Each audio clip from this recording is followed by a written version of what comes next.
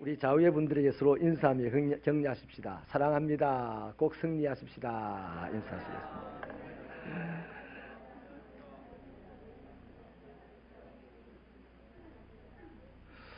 하나님은 참되게 예배드리는 자를 찾으시는 줄 우리 다 알죠. 참된 예배자는 영과 진리로 예배드린다는 사실도 우리 요한복음을 통하여서 알고 있습니다. 그렇다면 왜 성도들이 때로는 함께 모여서 예배를 드리고 또 때로는 각자의 삶의 자리에서 예배를 드려야 하는가? 그것은요, 하나님께서 기뻐하시고 또 하나님이 그 예배를 통하여 복을 주시기 때문입니다. 그러므로 어찌 보면 예배는요, 살아있는 사람들의 삶의 복의 시작이 되는 것입니다. 본문에는요, 복이라는 단어가 세 곳에서 언급이 되고 있는데 4절에 주의 집에 사는 자들은 복이 있다라고 합니다. 5절에는 주께 힘을 얻고 그 마음에 시온의 대로가 있는 자는 복이 있다고 합니다. 또 12절에 주께 의지하는 자는 복이 있다 이렇게 말하고 있습니다. 이 셋을 하나로 묶어서 말하게 된다면 주님을 의지하고 주의 집에 살면서 마음을 활짝 열고 하나님을 바라보는 사람이 복이 있다는 것이죠. 여러분, 주를 의지하고 주의 집에 살면서 마음을 활짝 열고 하나님을 바라본다는 것이 바로 예배입니다. 그게 참된 예배라는 것이죠. 여러분, 그래서 하나님은 이렇게 예배하는 심령에 복을 주십니다. 하나님은 당신을 예배하는 사람, 당신을 예배하는 가정, 당신을 예배하는 직장, 당신을 예배하는 사업장, 당신을 예배하는 민족, 당신을 예배하는 교회에 복을 주십니다. 이곳에 예배드리러 오신 여러분은 다 복을 받으시기를 축원합니다. 필리핀이라는 나라를 잘 알죠. 이 필리핀은 우리나라보다도 영토가 한 3배 정도 커요.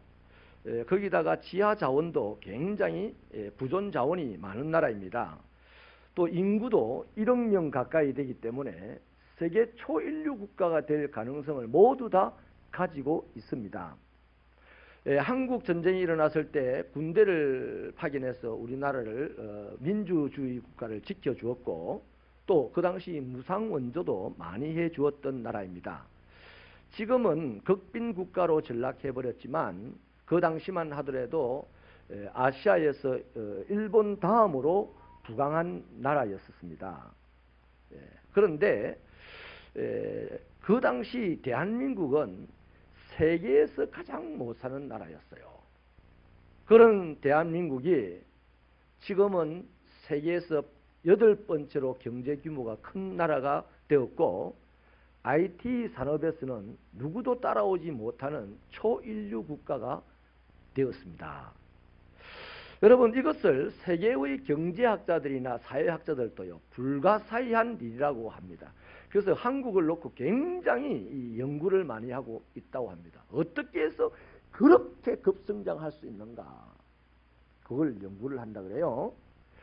여러분, 왜 이런 일이 우리나라에 일어나게 되었을까? 저는 단언하건대 대한민국이 하나님을 예배하는 나라가 되면서부터 이러한 기적의 역사들이 끊임없이 일어났다고 믿습니다. 이 이유가 있습니다.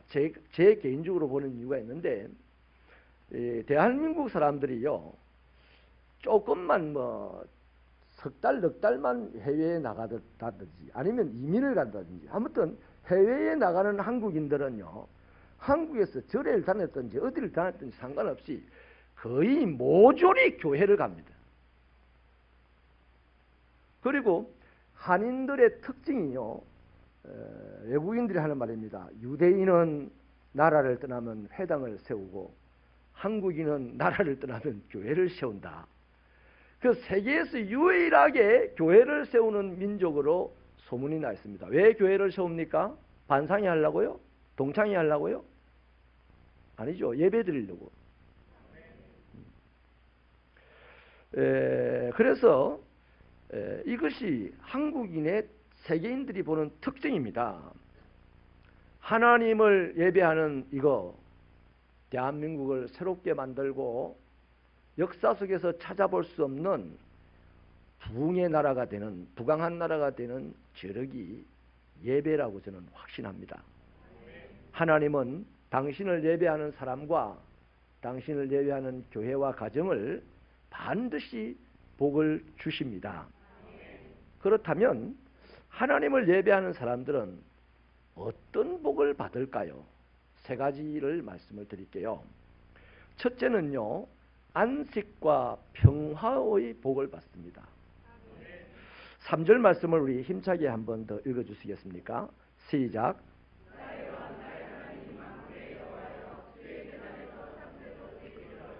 제비도 새끼둘 보금자리를 얻었나이다. 참새의 특징이 세 가지가 있는데요. 첫째는 작다는 겁니다. 두 번째는 집이 없다는 겁니다. 세 번째는 분주하다는 겁니다. 참새가 가만히 있는 거 봤습니까? 째째째팍 째째째팍 하는 게 참새입니다. 왜 그러냐 하면요, 너무 작고 있을 곳이 없기 때문에 지금 있는 이 자리가 자기 있을 곳이 아니라는 것을 알아요. 그래서 불안하고 초조하기 짝이 없습니다. 그래서 참새의 안에는 평안이나 안정감이 전혀 없어요. 온통 긴장하고 있기 때문에 칙칙하고 모이 찬다고 짹짹거리는 게 아니고요.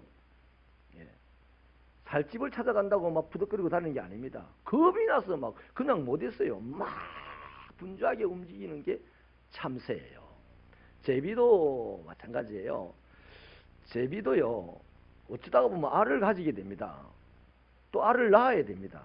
그런데 제비가 집이 없으면요, 알을 가졌다는 것이 불행이고 알을 낳아야 된다는 것이 불행입니다.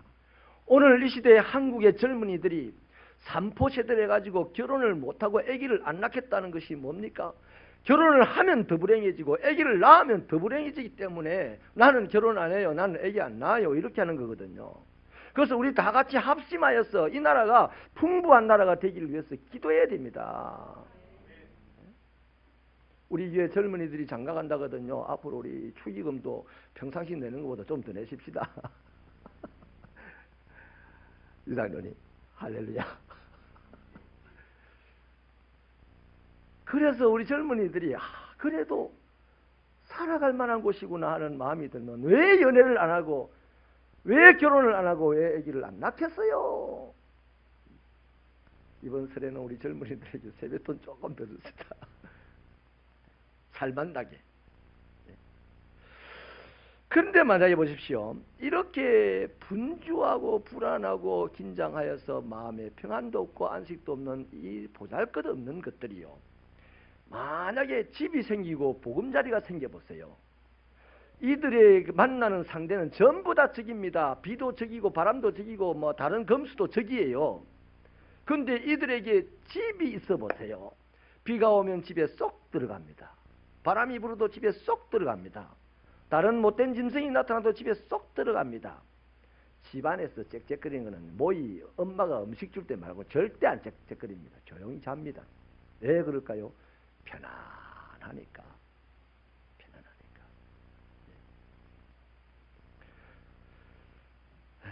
사실요, 연약하고 보잘것없다는 차원에서 보면 오늘 우리 현대인들도 참새와 제비에 비하여 별반 다를 것이 없지 않습니까?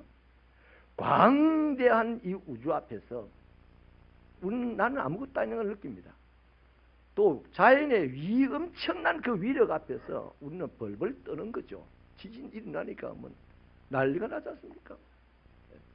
거기다가 내 자신이 만들어 놓은 이 문명의 거대한 힘 앞에서도 맥을 못 쳐서 언젠가 이세돌 바둑 선수가 알파고하고 바둑을 해가지고 막 졌다 하니까 막 그냥 모든 사람들이 이제 우리는 로봇의 종이 된다고 막 겁을 지레집어 먹고 난리가 나고 말이죠. 오늘도 이 시대에 말이야, 어떻게 살겠나, 나 같은 사람이 돈이 없어서 못 산다 해가지고 막 빚을 내가지고 비트코인 사재고 말이죠.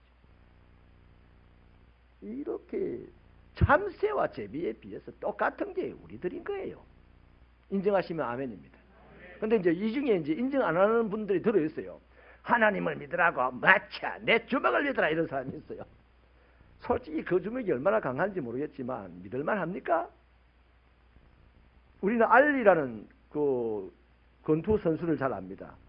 그 사람이 전성기 때 주먹 한 방의 힘이 1톤에서 2톤 사이 된다 했습니다. 맞으면 죽어요. 대단한 거죠. 근데 그 사람이 몇십 년 지나고 난 다음에 지금은 어떻습니까? 파킨슨 병에 걸려가지고 누가 부축 안 해주면 움직이지도 못해요. 그게 우리들의 실존입니다. 여러분, 이처럼 우리 사람들도 연약하기 짝이 없기 때문에 부딪힐 때마다 적들이 너무 많아요. 질병이 적입니다. 가난이 적입니다. 사업의 실패가 적입니다. 사고가 적입니다. 나와의 경쟁자가 적입니다. 심지어는 내 가족도, 내 아버지도 적이고 내 자식도 적인 경우가 허다한 것이 우리 인생이죠. 그렇기 때문에 사람의 마음에는 평안이 전혀 없어요. 사람이 안식을 누릴 수가 없습니다. 그런데 참새와 제비가 집을 얻고 보금자를 얻어서 평안을 누리고 안식을 얻는 것처럼 사람도 평안을 누리고 안식을 얻을 수 있다고 합니다. 오늘 성경은 어디서요? 주님의 집에서.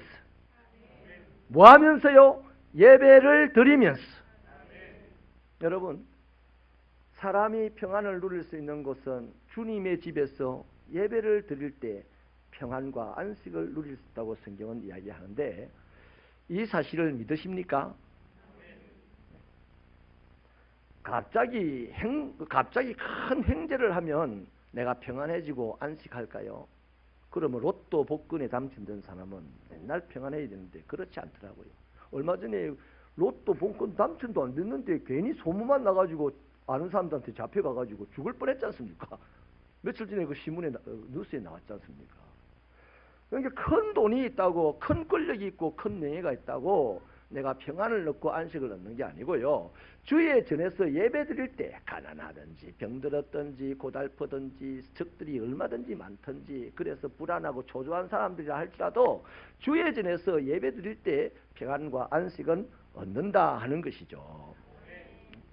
그래서 여러분, 이 세상의 모든 질병의 근원이 스트레스라는 사실이 밝혀졌습니다. 이 스트레스는 내 안에 평안이 없고 안식이 없어서 그 바람에 오는 불안과 초조함 때문에 생겨나는 것이 스트레스라고 그래요. 그런데 성경은 그 평안과 안식을 주님이 주시고 주의 전에서 예배드리는 자에게 주신다라고 합니다. 마태복음 10장 29절로 31절에 보면요, 예수님께서 이런 말씀을 하시죠. 참새 2마리가 한 아사레온에 팔리지 않느냐? 그러나 너희 아버지께서 허락하지 아니하시면 그 하나도 땅에 떨어지지 아니한다. 너희에게는 머리털까지 다 세신 바 되었으니 두려워하지 말라. 너희는 많은 참새보다 귀하지 않나? 동전 한 잎으로 참새 2마리를 살 수 있을 정도로 참새가 보잘것없지만은 그 참새조차도 주님께서는 함부로 주님이 허락지 않아야 하면 죽지 않도록 한다는 거죠. 그러니 너희들은 나의 형상을 따라서 지음을 받은 인간이니 두려워하지 마라. 너희들 내가 세세하게 살펴보고 있다. 이렇게 말씀합니다. 이 세상 천지에 누가 이런 얘기를 나한테 해줍니까? 부모가 나한테 해주지만 부모는 그런 능력이 없어요. 심지어는 가난한 부모나 병든 부모는 나에게 그런 말도 부끄러워서 못해서 끙끙 앓기만 하지 않습니까? 삼성의 삼성의 이건희 회장님이 내보고 안심해라, 두려워하지 마라, 내가 있잖아, 우리 회사 오면 내가 먹여줄게 이럽니까? 갈라고 기럴수도 오지 마라 하잖아요. 어디에도 없어요. 어디에도 없어요. 오직 한 분 예수만 우리에게 안심하라 그럽니다. 두려워하지 마라 그럽니다. 내가 너희를 지킨다 그럽니다. 이 말을 믿는 사람이기 때문에 우리는 주의 전에 찾아가서 예배를 드리면서 내 모든 것을 불안과 초조와 염려거리를 다 맡겨놓고 하나님이 주시는 평안과 안식을 얻게 되는 것이죠. 하지만 우리가 지금 얻는 이 안식과 평안은요, 그냥 얻는 게 아니에요. 3절을 보면 어디서 얻느냐면 주의 제단에서 얻는다고 합니다. 이 제단은 번제단이죠. 제물이 희생되는 곳입니다. 그러므로 저와 여러분의 안식과 평안은 예수께서 십자가에서 죽어주셨기 때문에 얻어지는 안식과 평안이에요. 그러므로 우리는 십자가 제단 앞에 서야 되는 겁니다.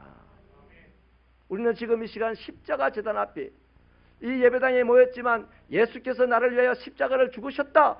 십자가의 제단에서 죽으셨다는 그 사실 때문에 우리는 평안과 안식을 얻는데, 그러므로 우리는 십자가를 단단히 붙잡아야 되는 거예요. 그래서 우리는 이렇게 찬송도 하지 않습니까?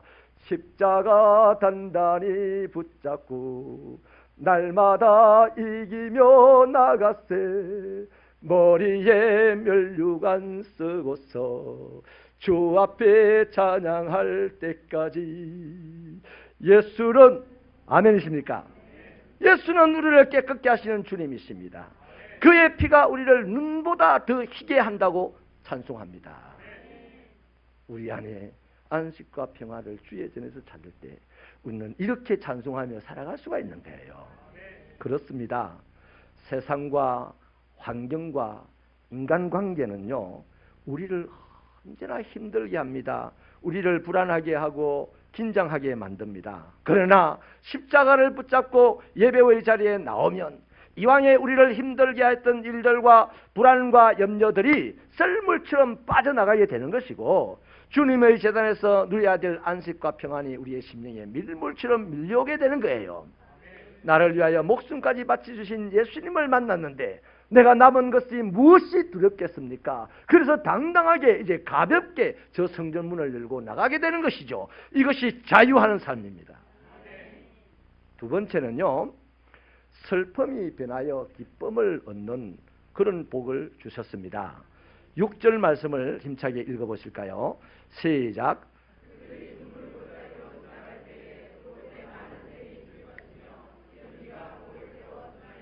아멘. 예, 여기 눈물 골짜기는 눈물이 많은 골짜기라는 뜻인데요. 왜 눈물이 많겠습니까? 황량해서 그렇습니다.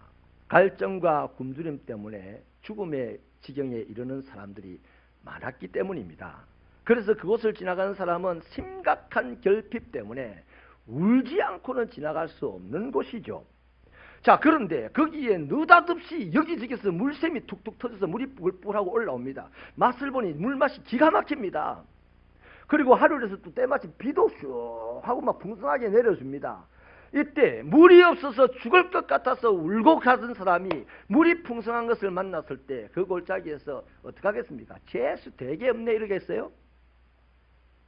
그 기쁨을 상상을 한번 해보십시오. 우리가 어쩌다가 눈이 한번 와도요, 바둑이도 뛰어나오고 나도 뛰어나가지고 괜히 바둑이하고 뒹굴고 막 장난을 치잖아요. 좋아가지고. 이때 어떻게 하겠습니까? 사람들이 기뻐서 난리가 아닐 것입니다. 아멘이십니까? 그렇습니다. 이 시대를 살아가는 오늘 우리들의 삶을 보면 너무 수고가 많습니다. 그런데 문제는 수고는 실컷 했는데 소득은 원하는 만큼이 없습니다.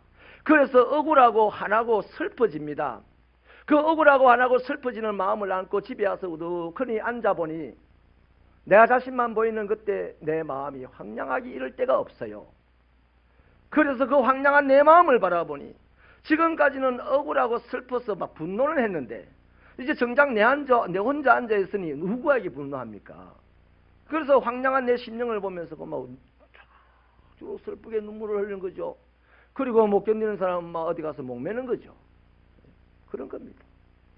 여러분, 진정으로 예배를 드리면 슬픔 대신에 기쁨을 얻을 수가 있습니다.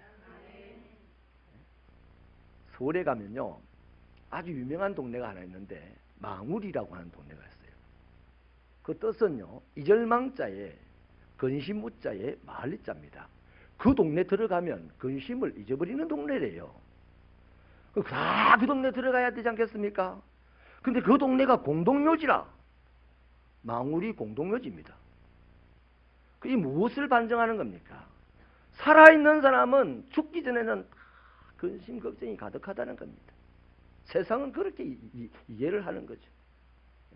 근심 걱정이 없이 살고 싶지만은 내가 죽기 전에는 근심 걱정이 가득한 것이다. 이렇게 알고 살아가니까 얼마나 만땅으로 살겠어요. 그런데요, 진짜 이 세상에는 근심 없이 살아갈 수 있는 공동체가 있어요. 그게 어디냐면 교회 예배 공동체입니다. 그냥 교회가 아니고 진정한 예배를 드리는 교회 공동체에 가면 그날 근심이 다 사라지는 거예요. 우리 새벽교회가 그런 교회 되기를 축원합니다. 축원합니다. 그래서 주님은 자기에게 진심으로 예배를 드리는 자들에게 그가 안고 온 모든 슬픔과 불안과 초조를 다 몰아내줄 뿐만 아니라 거기다가 덤으로 보태주는데요. 뭘 보태주냐면 기쁨이 넘치도록 부어주신다는 겁니다. 예? 그래서 여러분 슬픈 일이 많은 사람들 보고요. 죽으면 안 된다고 해야 되잖아요. 세상은 슬픔이 많은 사람을 보고 죽어라 죽어라 죽어라 막 뒤에다가 막 쟁쟁하게 들려줍니다. 근데 우리는 슬픔이 많은 사람들 보고 뭐라 해야 되겠어요? 예배를 드려라 해야 돼. 진정한 예배를 드려봐라. 그 사람이 착했든지 그 사람이 악했든지 그 사람이 죄가 수천 가지든지 그 사람이 많은 사람에게 원망을 받든지 상관없어요. 그 사람이 슬프다면 그 사람 예배를 진정으로 드리는 그 순간 자신의 각오와 상관없이 기쁨 충만한 사람이 되는 거예요. 그래서 여러분 예수제를 믿는 사람은요 아무리 슬퍼도 안 죽어요. 왜? 예배 드리면 다시 기쁨을 얻어서 그 슬픔 대신에 기쁨으로, 눈물 대신에 찬송으로, 죄 대신에 화관으로 그렇게 살아가는 것이죠. 할렐루야. 그래서 저와 여러분이요 신령하게 진정으로 예배를 드리면 울던 우리가 웃게 되고 두려움에 들던 우리가 담대하게 되어서 그리고 나가는 걸음은요 뭐든지 차지하는 걸음이요 이기는 걸음이 된다는 것입니다. 이게 예배 드리는 자에게 주는 복이에요. 세 번째 복은요 은혜와 영화를 주십니다. 11절 말씀을 한 번 더 읽어주십시오. 시작.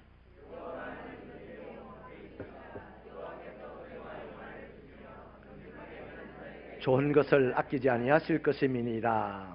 아멘. 여기 아끼지 아니한다는 말씀도 중요하지만은 은혜와 영화를 주시며 하는 이 주신다는 표현이요 기가 막히는 표현이에요. 이게 히브리어로 정확하게 번역을 하면 이렇습니다. 영속적으로 끊어지지 않게 해 주신다 이 말입니다. 하나님에게 나오면 용서라는 은혜를 주세요. 예수라는 은혜를 주십니다. 그런데 우리가 용서받고 예수만 받아가지고 있으면 됩니까? 이 땅을 육체로 살아야 되는데 이 육체로 살아야 할 때 뭐가 필요합니까? 재물도 필요하고 건강도 필요하고 이것저것 다 필요한 거예요. 그걸 갖다가 오늘 볼 때 영화라는 표현을 썼습니다. 그런데 이 하나님 앞에 예배를 진정으로 드리는 사람에게 은혜도 주시고 영화도 주시는데 한 번 주고 땡 다시 오지 마라 이게 아닙니다. 끊임없이 쉬지 않고 부어주셔서 자손만대로 천대까지 그 복이 이르도록 해주시는 분이 우리 하나님이시다 이 말이에요. 할렐루야. 여러분 좋은 예로요 룻이라는 여인을 보십시오. 이 룻이라는 여인은 모압 사람입니다. 이방인 중에서도 이 모압 사람은 유대인의 회에 들지 못한다고까지 법으로 만들어놨던 여인인데요. 이 사람이 유대인 남자하고 결혼을 했어요. 모압에 이민을 온 유대인 남자. 근데 자기 남편이 죽었습니다. 시아버지도 죽었습니다. 살아남은 사람은 늙은 시어머니 하나가 살아남았어요. 그래서 이 시어머니가 이제 모압 땅에서 살기가 힘드니까 나는 이제 고향 베들레헴으로 돌아갈 테니 너는 이곳에 남아서 재간을 해라 그래요. 그렇죠. 이제는 뭐 거치는 게 없으니까 자기가 편하게 살기 위해서는 모압에 남아서 모압 남자에게 시집을 다시 가면 되는 겁니다. 아무런 하자가 없어요. 그러면 살아갈 수 있어요. 그런데 이 룻이 시어머니를 따라가겠다고 합니다. 그러면서 어머니가 섬기는 하나님이 내가 섬겨야 할 하나님이다 이렇게 얘기합니다. 어머니의 고향이 나의 고향입니다. 그러면서 모압에 살기를 거절하고 어머니를 따라 베들레헴으로 들어갔는데요. 거기 들어가서 어떻게 살았습니까? 한마디로 그렁뱅이처럼 살았어요. 그렁뱅이처럼 살면서도 하나님을 섬기는 마음, 하나님을 경외하고 하나님을 예배드리는 마음으로, 다시 말하면 주를 의지하고 주의 집에서 하나님을 열린 마음으로 바라보는 그 삶을 살았다 이 말이에요.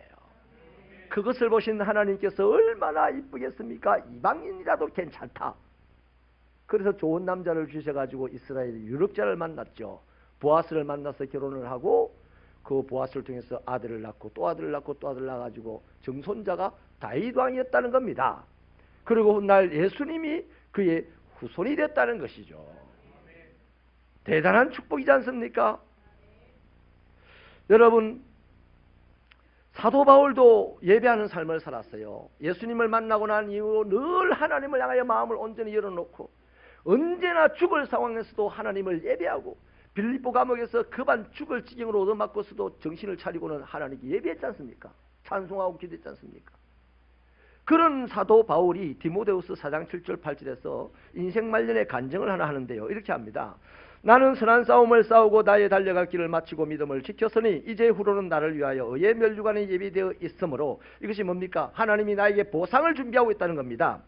주 곧 의로우신 재판장이 그날에 내게 주실 것이며 내게만 아니라 주의 나타나심을 사모하는 모든 자에게니라. 여러분, 우리 새벽교회 성도들이 하나님께 예배 잘 드리고요, 보상을 많이 받으면서 나머지 다른 사람들에게 너도 보상받을 수 있어, 너도 하나님에게 복을 받을 수 있어, 이런 희망의 깃발이 되기를 축원합니다. 야, 믿어봤자 소용없다. 야, 평생 믿었는데 뭐 별로더라. 이런 거 아니고, 예수 믿어라. 예배 잘 들어라. 믿는 자에게는 예배 잘 들어라. 내를 봐라. 이런 데까지 이르는 축복의 종들이 되시기를 축원합니다. 여러분, 하나님은 어떤 분입니까? 당신을 존귀하게 여기고 예배하는 자에게 반드시 보상을 주신다는 분 아닙니까? 그래서 우리는 하나님을 이렇게 예배하면서 하나님을 존귀하게 해드려야 됩니다. 그래야 하나님도 우리를 이 땅에서 존귀한 삶을 살도록 복을 주시는 거죠. 본문 1절 2절에요, 하나님을 존귀하게 여기는 그 마인드, 하나님을 예배하는 예배자의 간절한 마인드를 보여주는데요. 10절에서도 보여주죠. 어떻습니까? 주의 장막이 너무나 사랑스럽다. 하나님의 궁정을 보고 싶어 내 영혼이 쇠약해진다. 내 마음과 육체가 살아계신 하나님께 부르짖는다. 주의 궁정에서의 한 날이 다른 곳에서의 첫날보다 낫다. 악인의 장막에 사는 것보다 하나님의 문지기로 지내는 것이 더 즐겁다. 이런 감정들이 우리 새벽교회 성도들이 받기를 바랍니다. 맛을 보아야 맛을 합니다. 저는 여러분, 오래전에요, 이명박 전 대통령이 서울시장일 때 소망교회 가서 한번 본 적이 있습니다. 그를 보려고 간 게 아니고 소망교회 예배를 드리러 갔다가 그를 봤는데요. 뭐 서울시장이고 뉴스를 많이 탔으니까 알잖아요. 빨간 그 자동차 봉을, 안내봉을 들고 막 이러고 있더라고요. 그 뜨거운 여름에 이렇게 하고 있더라고요. 그런데 그 얼굴이 그냥 환하게 밝더라고요. 그때 저는 그런 감동이 듭니다. 야, 시장이 예배당에 예배드리러 오는 사람을 위해서 다 이 서빙하는 모습이 그렇게 신선하고 감동이 되더라고요. 그 소망교회가 좋은 교회는 좋은 교회죠, 그죠?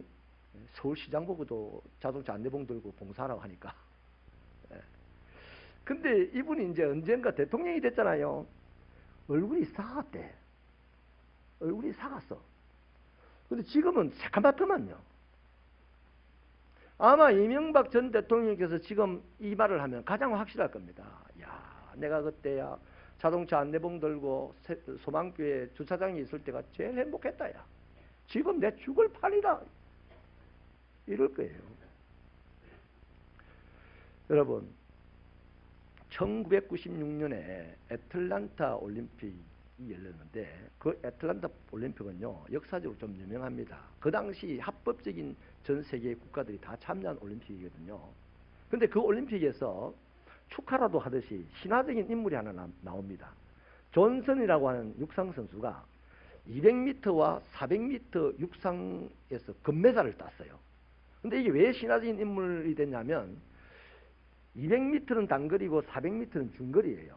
그 육상 선수들은 단거리용 근육이 발달되어 있고, 중거리는 중거리의 근육이 발달되어 있고, 장거리는 장거리의 근육이 발달되어 있기 때문에 절대로 200m와 400m를 동시에 우승할 수 없다는 것이었습니다. 그리고 이분 말고, 존슨 선수 말고 아직도 역사 속에 그런 인물이 없어요. 그래서 이제 신화적인 인물이라고 하는데, 한번 그보다 72년 전에요, 프랑스 파리 올림픽 때 이 기록이 세워질 뻔했습니다. 제가 그분 말씀을 드리려고 하는데 그 사람이 누구냐면 영국의 육상 선수였던 에릭이라는 사람입니다. 이 에릭 리들이라고 하는 사람이 그 당시에 200m 세계 신기록 보유자였습니다. 무려 4년인가를 기록을 아무도 못 깨고 있었어요. 그러니까 이 사람이 파리 올림픽에서 200m 금메달은 따놓은 겁니다. 영국 국가대표가 돼서 갔어요. 근데 이제 올림픽 현장에 가서 보니까 이제 이 사람이 200m 출전을 포기를 해버립니다. 이게 이제 전 세계의 이제 언론에 대스특필된 거죠. 가장 강력한 우승 후보가 200m 예선에 출전을 안 하는 거예요. 그래서 이제 영국 신문이라든지 세계 언론들이 이제 이유를 알아봤더니 그 이유가 뭐냐면 예선전이 주일날 열린다는 거예요. 그래서 나는 주일날 예배를 드려야 되기 때문에 이 예선전 난 참여할 수 없다라고 폭탄선언을 해버린 거죠. 그러자 이제 영국의 애국주의자들과 언론들이 뭐라고 합니까? 막 일제히 이런 편협한 신앙을 가진 인간이 다 있다. 하나님의 얼굴에 먹칠을 해라. 뭐 이런 식으로 비난을 한 거예요. 근데 이제 이 에릭 에들리스가 그거에도 굴하지 않고 끝끝내 출전을 안 합니다. 근데 마침 다행히 에릭 리들리의 후배인 같은 영국 대표 중에 실력이 좀 낮았죠.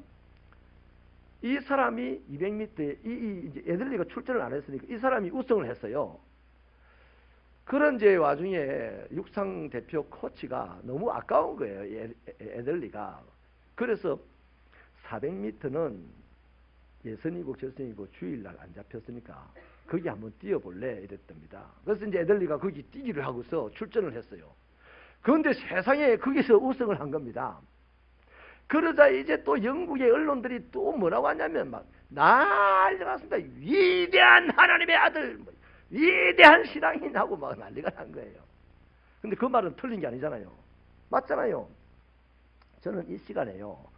그 사람이 국가의 영예를 지키지 않고 주일날 출전을 안 한 것이 잘했다 잘못했다 하나님 때문에 안 한 것이 잘했다 잘못했다 이것을 내가 논하자고 하는 얘기는 아니에요. 뭘 지금 말씀을 드리려 하냐면 하나님을 향한 철저한 마음,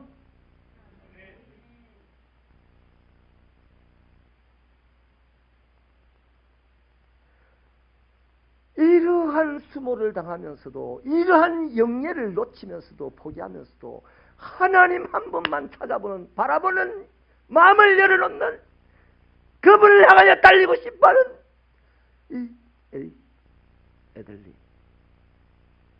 하나님은 이 사람을 축복하지 않을 수 없죠. 그래서 이 사람은 그렇게 귀국을 한 직후에 중국 선교사가 되어서 중국에 봉사를 들어갑니다. 그래서 중국에서 봉사를 하다가 중국이 해방되고 이럴 무렵에 일본인 수용소, 이제 일본이 본국으로 못 들어가고 일본을 강제 수용시킨 그 수용소에 어쩌다 갇혀가지고 죽으셨어요. 여러분, 그때 일본 사람도 중국 사람도 이 에릭 에들리가 파리 올림픽 400m 금메달리스트라는 사실을 몰랐어요. 왜 몰랐겠어요? 본인이 이야기를 안 했죠. 근데 죽었습니다. 그리고 보십시다. 파리 올림픽에서 200m 우승한 사람이 에이브라함이라는 사람입니다. 근데 그 사람을 아는 사람이 몇 있을까요? 없어요. 혹시 안다고 해도 1년만 지나면 잊어버립니다. 그런데 에릭 에들리 이 사람은요, 책이 나왔습니다. 영화가 나왔습니다. 그리고 지금도 왕왕 육상 스타들이 우승을 하고 인터뷰를 할 때 나의 메달을 에릭 에들리에게 바칩니다 하는 이런 멘트를 남겨요. 그것이 은혜와 영광이 끊어지지 않도록 주시는 거 아닙니까?